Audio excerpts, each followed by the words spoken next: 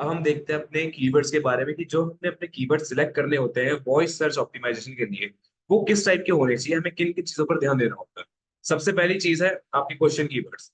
ठीक है, अब ज्यादातर लोग गूगल का भी जो नॉर्मली यूज करते हैं वो क्वेश्चन जानने के लिए ही करते हैं।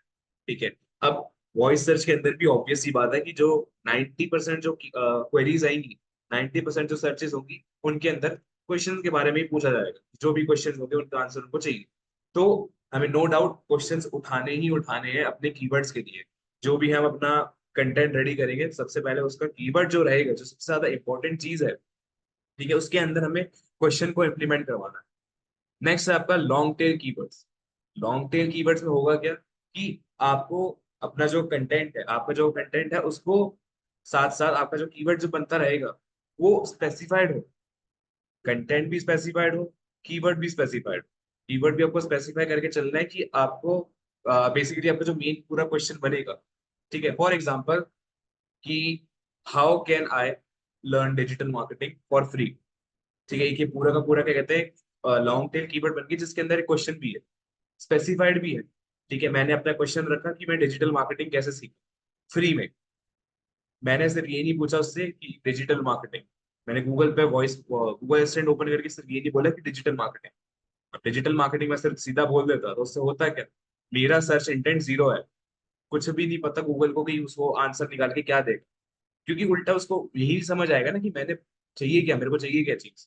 ठीक है, मैंने सिर्फ उसको बोला कि डिजिटल मार्केटिंग या व्हाट इज डिजिटल मार्केटिंग। ठीक है, इतना मैंने पूछा। इतने में क्या कहते हैं, उसको प्रॉपर रिजल्ट देने में दिक्कत आती रहेगी। जब तक आप अपनी रिजल्ट को स्पेसिफाई नहीं कर देते, जैसे कि आप एक प्रॉपर एक क्वेश्चन पूछ रहे हो कि what is digital marketing and its benefits.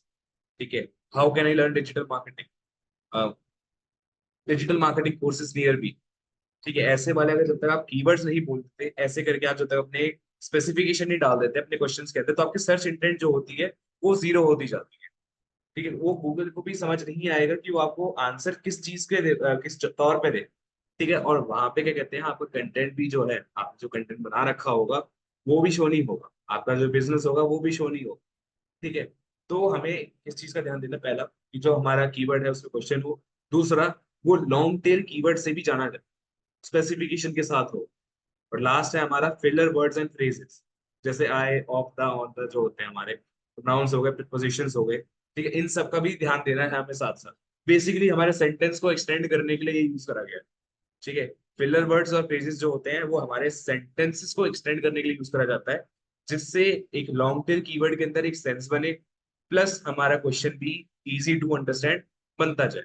तो ये तीन चीजें होती हैं, ये तीन हमारे टाइप्स रहते हैं कि हमें इन कीवर्ड्स पर फोकस करना है। पहला क्वेश्चंस, दूसरा स्पेसिफिकेशन वाले कीवर्ड्स जो होते हैं लॉन्ग टेल, और तीसरा फिलर वर्ड्स और फ्रेजेस जो आपके सेंटेंस को एक्सटेंड करने में मदद करेगा। ठीक है, ताकि वो अपना सेंस ना खोए।